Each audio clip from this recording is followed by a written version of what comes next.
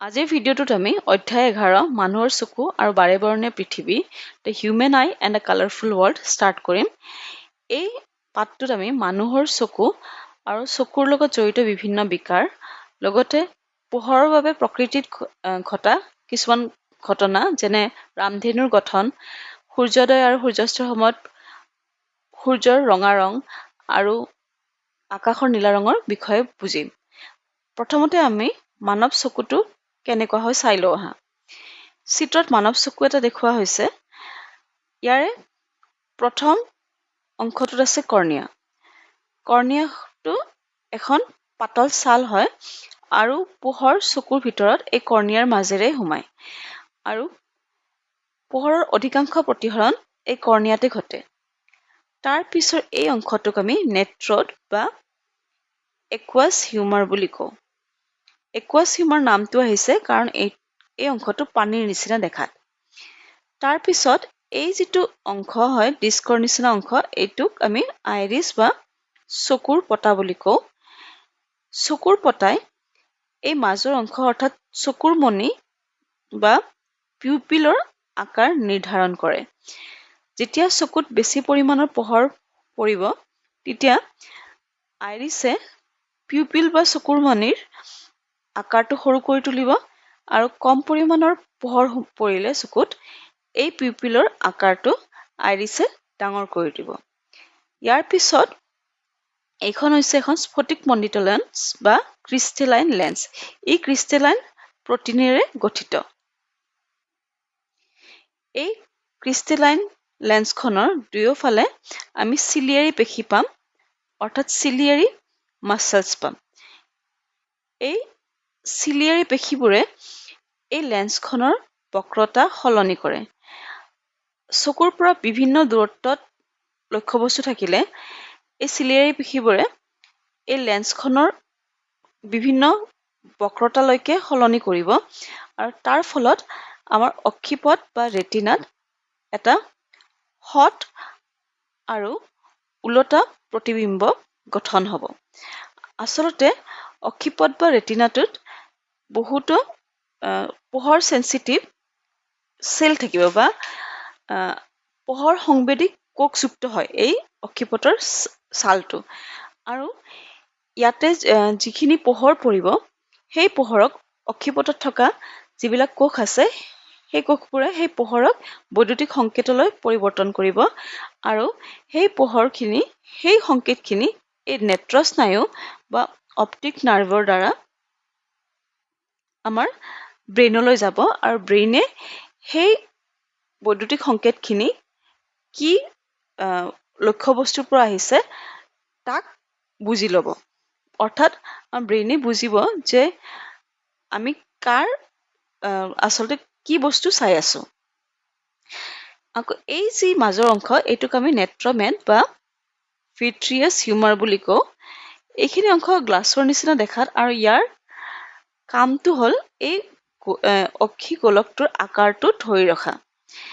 আকৌ এইটো বস্তু মনত ৰাখিবা যে আমাৰ অক্ষি গোলক যিটো আছে সেইটোৰ ব্যাস প্ৰায় 2.3 চেণ্টিমিটাৰ।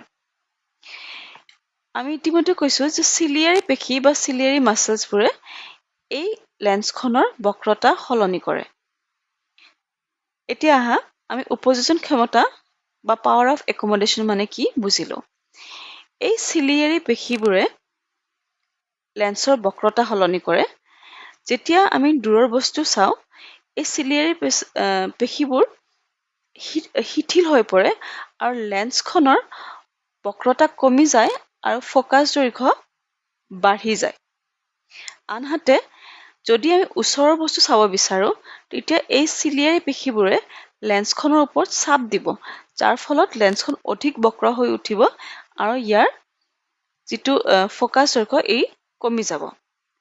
দুয়োটা কেছতে লেন্সখন এনেদৰে পৰিৱৰ্তিত হ'ব যাতে আমাৰ প্ৰতিবিম্বটো অক্ষিপট বা ৰেটিনাত গঠন হয়। এই যিটো গুণ হয় চকুৰ সেইটোকে আমি উপযোজন ক্ষমতা বুলি কওঁ। অৰ্থাৎ চকুৰ লেন্সৰ ফকাছ দৈৰ্ঘ্য পৰিৱৰ্তন কৰি দূৰত অথবা ওচৰত থকা বস্তু ফকাছ কৰিব পৰা সামৰ্থ্যকে চকুৰ উপযোজন ক্ষমতা বুলি কয়। এতিয়া আমি বুজিলো স্পষ্ট দৃষ্টিৰ ন্যূনতম দূৰত্ব বা লিষ্ট ডিষ্টেন্স অফ ডিষ্টিংক্ট ভিজন বা নিকট বিন্দু বা নিয়াৰ পইণ্ট মানে কি। আমাৰ চকুৱে এটা দূৰত্বৰ পৰাহে বস্তু স্পষ্টকৈ দেখা পায়। যদি আমি কিতাপ এখন আমাৰ চকুৰ বহুত ওচৰলৈকে লৈ আহোঁ, আমি কিতাপখন ভালদৰে মনিব নোৱাৰোঁ। অৰ্থাৎ আমি স্পষ্টকৈ প্ৰতিবিম্ব আমাৰ গঠন নহয়। সেই এটা চকুৰ বাবে এই যিটো দূৰত্ব হয়, যাৰ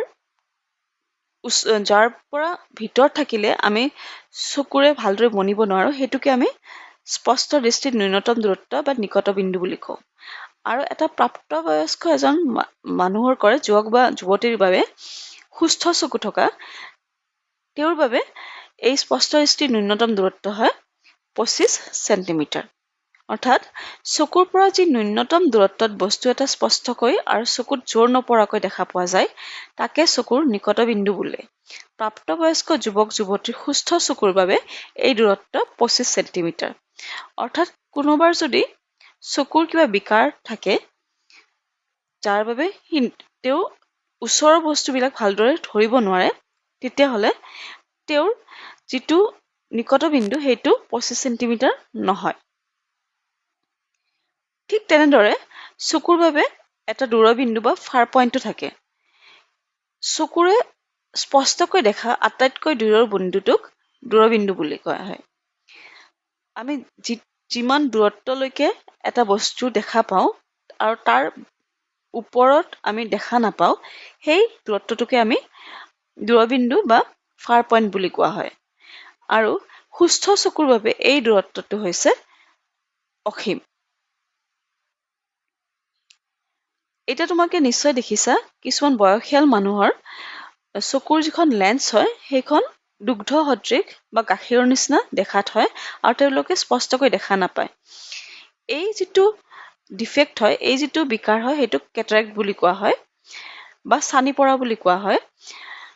আৰু এই কেটাৰেক্টৰ অপাৰেশ্যন কৰি বা অস্ত্ৰোপচাৰৰ দ্বাৰা মানুহজনৰ দৃষ্টিশক্তি পুনৰ ঘূৰাই অনাটো সম্ভৱ হয়।